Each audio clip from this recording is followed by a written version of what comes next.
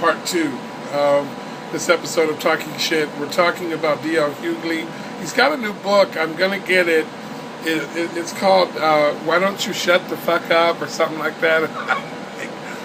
One of the things that Hughley talks about in some of the episodes I've watched on his little podcast channel on YouTube is a lot of the discussion about the respect for the president, and it's just not there because of President Barack Obama is black, and nobody wants to address those facts.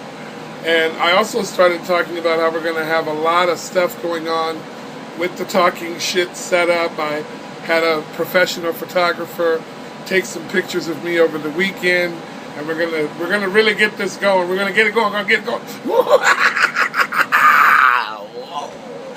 black man with hair production gonna really add some oomph to this little chat, room for expression, and really trying to help with Barack Obama's election.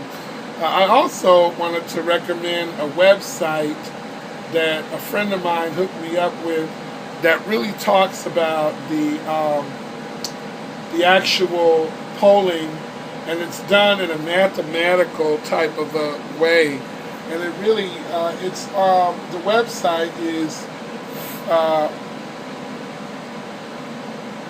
538.blogs NewYorkTimes.com.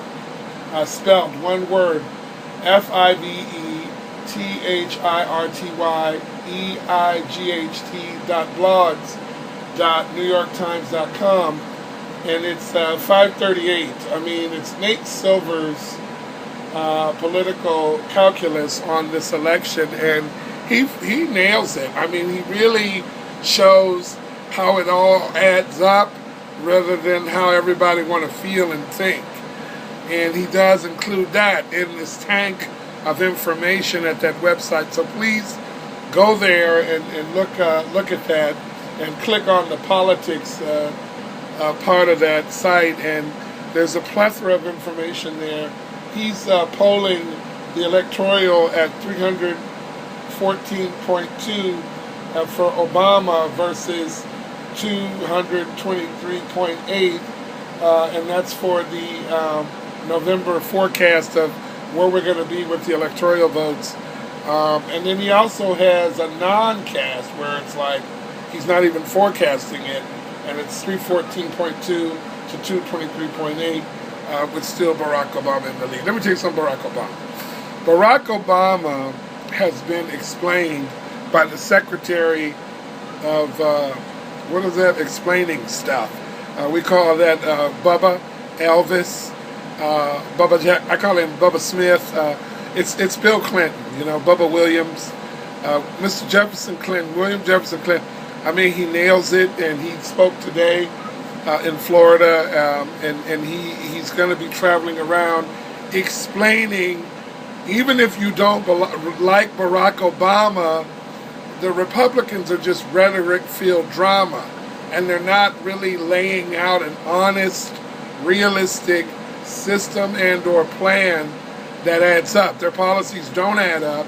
Barack Obama is already showing you what they didn't add up the last time. And I also had some thoughts about Al-Qaeda, and this is the anniversary of 9/11, and it's just like the Republican Party and some of their ideas have been meaningful, and Barack was willing to sit and talk with these people.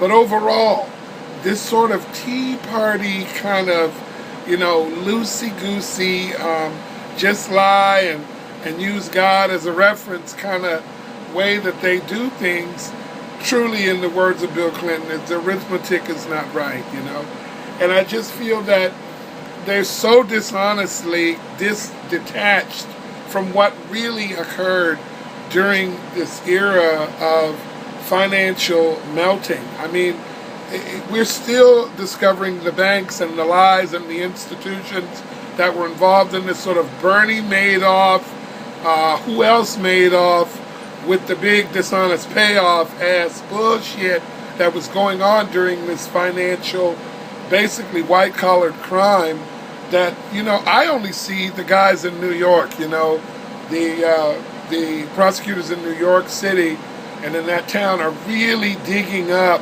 a lot of the shit that was screwed up. And I believe that Mitt Romney was a part of it. I really do. I don't know if he was like a mastermind to some of it, like Bernie Madoff, but a lot of Mitt's money is tied into the numbers that seem kind of funny.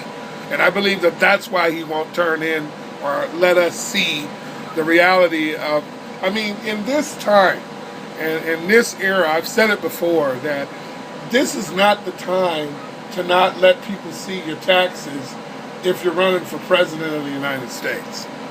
I mean, if it was a different era, like if you were running against Clinton, you could probably get away with only showing 2, because Clinton, economically as a president, was able to do what he had to do.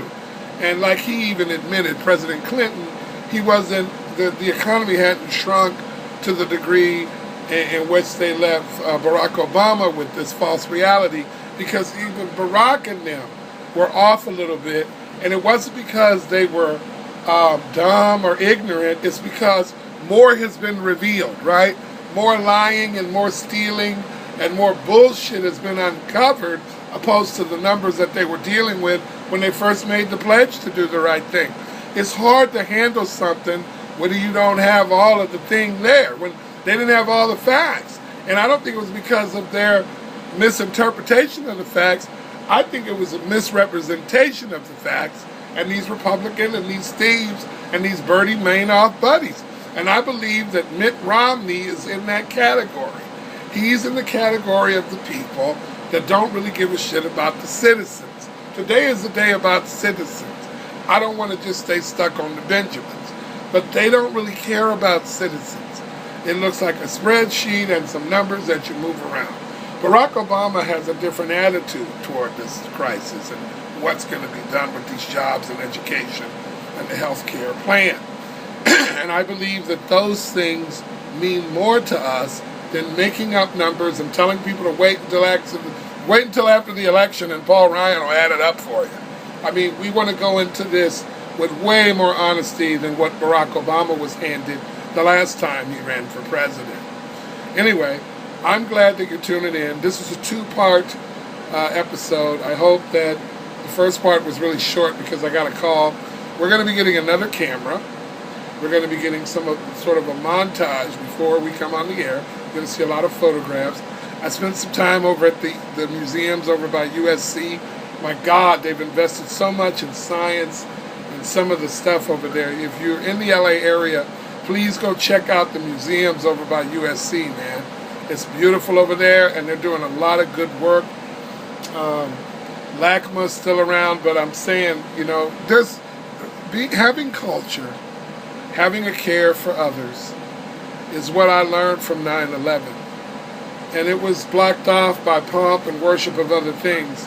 But overall, you know, it was about brotherhood, and it was about coming together and not just worrying about yourself, but making somebody else matter as well. And that's why I'm going to vote for Barack. Please vote. Don't boo these people. Vote them out, man. You know, let's look at the House. Let's look at taking the House back. Let's do some stuff. Let's get it together. That's all we have time for. And I gotta get out of here. It's time to go. We've been talking shit. We're gonna talk about shit. Don't forget, I'll be back. D.L. Hughley, buy his book. We're gonna buy the book. We're gonna read it together. Let's look at some of the D.L. Hughley book stuff next time on Talking Shit.